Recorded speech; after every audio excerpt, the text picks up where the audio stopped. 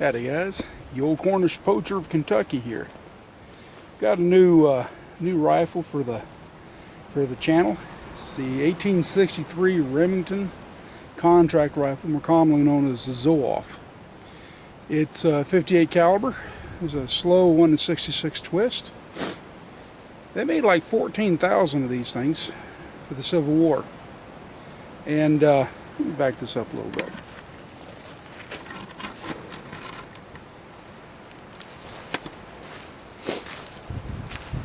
They made like 14,000 of these things for the Civil War, and they didn't issue them. Made them for the artillery units. At least that's what my research is showing me, and never issued them. So they wound up being sold. Excuse me, Bowie knife. They wound up being sold as surplus after the war. Now this one here is a replica. It's made by Pedestal. No, it's made by Your Arms. Sorry, but it's dead ringer for the original. Check this out: 100 yards, 300 yards, 500 yards. Now I haven't shot it that far. I took this to Friendship, Indiana, to the Walter Klein range, and shot out to 100 yards. First day I was shooting it, and I'm still learning with the gun. It shoots high. You aim at the bottom target, you're gonna hit the middle of the top of the target. So it tells me that's at 100 yards, 50 to 100 yards. So it's a matter of me learning the sights on it. I don't want to file the rear sight down or anything like that, but I want to use this for hunting. I'm going to use this for long-range competition and for competition in the National Muzzle and Rifle Association. For a Civil War gun that was never issued, it's a good rifle. It is. I've done a lot of reading, what other fellers have success that they've had and not had with the 2-band infield, 3-band infield, the Springfields, all the typical muzzleloading percussion musket, muzzleloading rifle muskets of the day. And from what I understand, this has got a thicker barrel than the infields and the Springfields. I don't know. It's just what I'm reading. And I suppose this is supposed to be able to take a pretty good load. Though with that said, I will say that honestly, if you're going to buy one of these, and I recommend it, it's a good rifle. I got some pretty cool accuracy out of it. I'm shooting a 5.75 Minet ball. I've bought a Lee mold to start casting my own. This is going to be my new deer rifle. But with that, I would start off recommended 60 grains. You know, you'd usually go 10 grains to the caliber. You know, in other words, this is a 50 caliber, 50 grains. Start off with that. If it's a 60 caliber, 60 grains. This is 58, call it 60 caliber, start with 60 grains.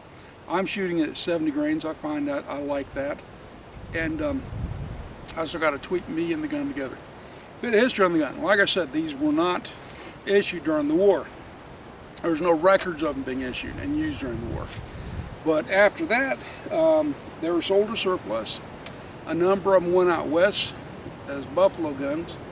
I can guarantee a number of them stayed back east and were used for hunting deer, moose, probably elk out west, hogs in the south. I can guarantee you they weren't taking deer, they were taking hogs and gators. I remember seeing, as a young man, old photographs of Seminole Indians around the turn of the century up to the 1920s. Having these and having Remington rolling blocks in their hands. And I thought, my God, what are they doing with a 45-70? But not realizing this being a 58 caliber. But they're a good gun. This one came from Your Arms. I bought it through Dixie Gun Works. It was a on sale gun. In other words, it had been in their storage a little too long. And when I got it, it had the plastic that was wrapped in, had a rip in it. I had rust inside the lock. I had some rust in the barrel, was rusted up. Not real bad, but it had a gorgeous pumpkin hue to it. So the name of the gun is Pumpkin. And the stock had a lot of mold on it. So I got out being an old smoke puller myself, and cleaned her up real good, and she's fine. Beautiful walnut stock, absolutely beautiful walnut stock. And it's European walnut too, not American black walnut. So it's already automatically got that more of an older stain darkness to it. It's a good gun. It's a nice gun. More I shoot it, more I play with it, more I like it. It's got a bayonet lug on it.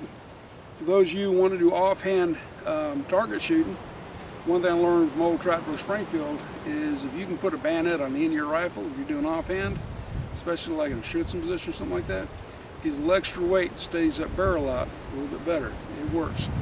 I won a few little side bets with old Trapdoor years ago by putting the bayonet and scabbard on the end of the barrel when I went to shoot it against guys who didn't know that little trick. So, but anyways, this is the 1863 Remington contract rifle, aka the Zouave. It's really windy here today. I was planning on doing a video shooting, but the wind was blowing me, everything all over the hills. I figured you wouldn't be able to hear a darn thing I said. So, anyways, it's the old Cornish poacher of Kentucky. Y'all enjoy. Watch Top Notch. Love your families. Pray to God, and we'll see you on the next one. Y'all take care. Bye-bye.